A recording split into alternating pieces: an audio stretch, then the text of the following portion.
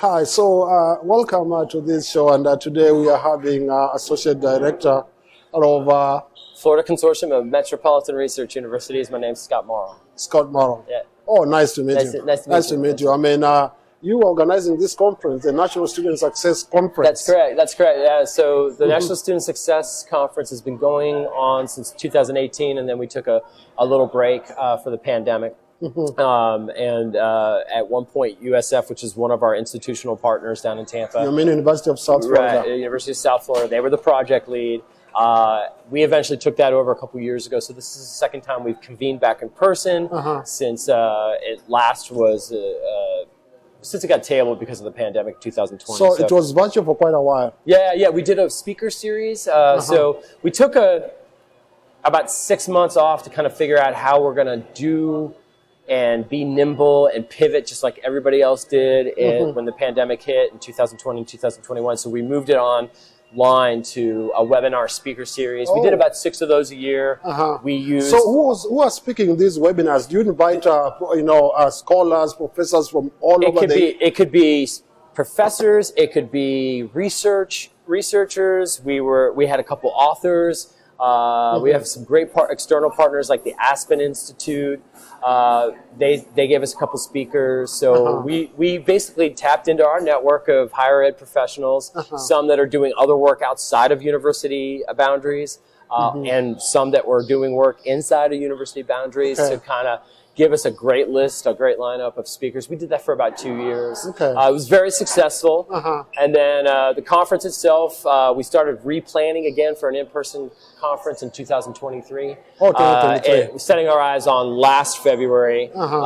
February 24 was our first in-person in 4 years. Oh, wow. The first in-person in 4 years. Yeah. Wonderful. So why this consortium in Florida? So what inspired the inception of this consortium to focus on student success? Right. So about 10 years ago, we're about to celebrate our 10th anniversary in July. Oh, congratulations. It's been a long journey.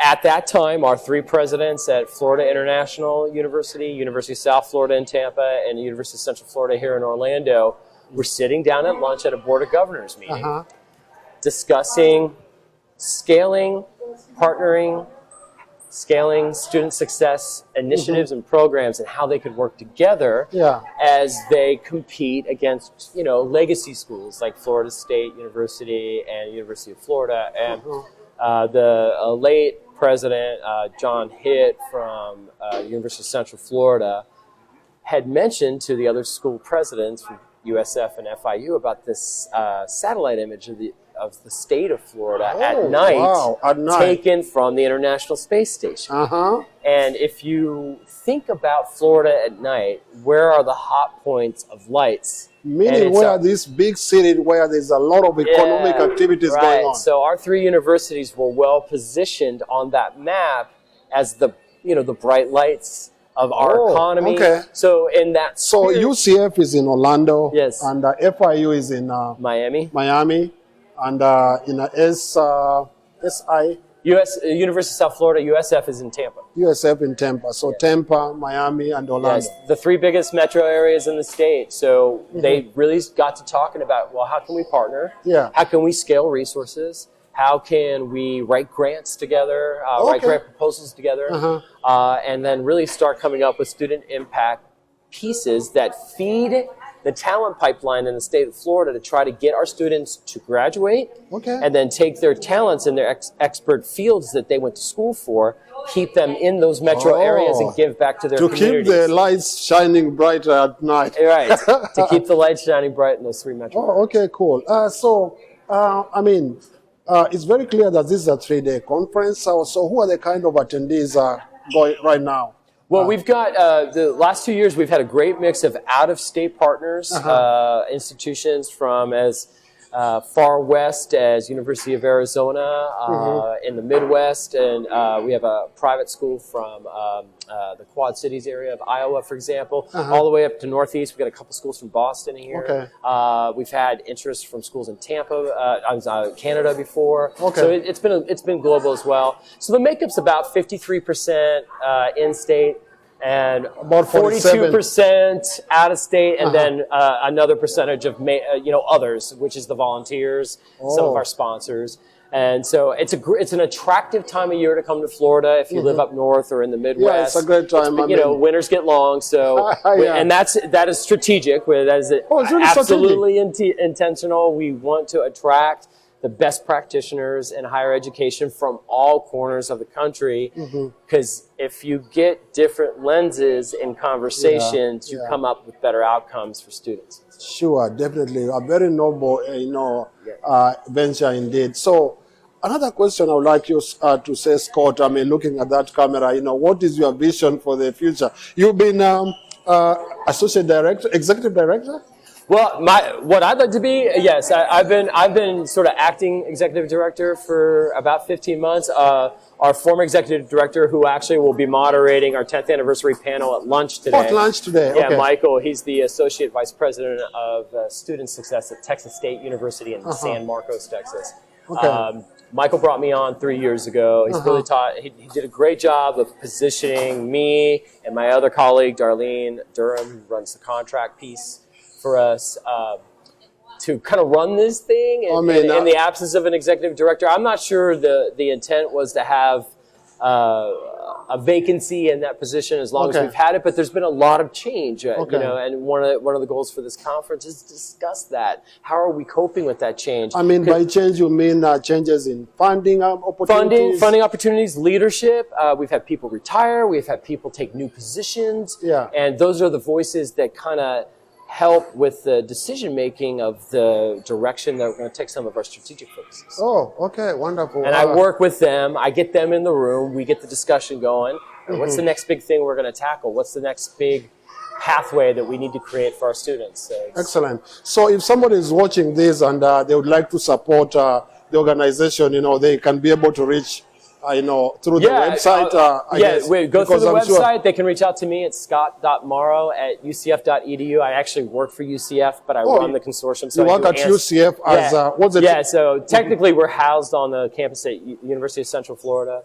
But I answer to leadership at all three of the institutions. And you saw that a little bit this morning in the opening session where we got a rotation of them. You are so agile. You keep moving around. I was joking with you like you've already done your steps for the day. Yeah, well, I've been doing a lot of the business operation piece, but in the end, I do social media content for our Are you serious? I'm the strategy communications person, so I was running around taking pictures, posting things on LinkedIn and our Twitter page and our Facebook page. Yeah, so we can still follow up. If you're watching, you can follow up on Twitter and as well as so if you Facebook go there, page.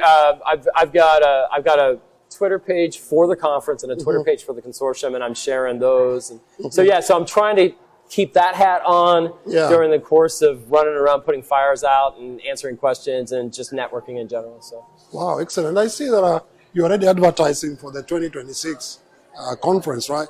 Right. Yeah. So what is it going to be? Well, we found a nice landing spot on this final weekend of February, so I think we're going to continue to do that. The only thing we're discussing now is our goal for this conference is to rotate it in our 3 metro areas. Oh, okay. So each school has a chance of co-hosting as the host committee. So did it begin, because this one isn't at UCF for sure? No, it used to be, the first one was here in Orlando, then USF did the next several down in Tampa, then we took the break, and then we've done the last 2 in Orlando. Last year was sort of a test run for us, right? We hadn't done it in 4 years. We wanted to see, so we made some improvements just based on feedback last year, to tweak the format of the program. We're very intentional about creating space and opportunity for exhibitors to interact with our attendees, because these are all great resources, student resources. A lot of resources, And now the next step is, okay, we think we've got a good map down. Can we take that map on the road and pull it off in Miami and pull it off in Tampa again? And that way, during this conference, we can shine a light on each of those institutions in their metro areas. In their metro areas. I attended a session yesterday, and there was a lot of resources that were shared about AI in the career services, in all manner of things about, and I was really impressed because there are lots of resources, right? Yep. Well, that was, again, intentional. When we started planning about 10 months ago, I had a lot of returning members from the planning committee.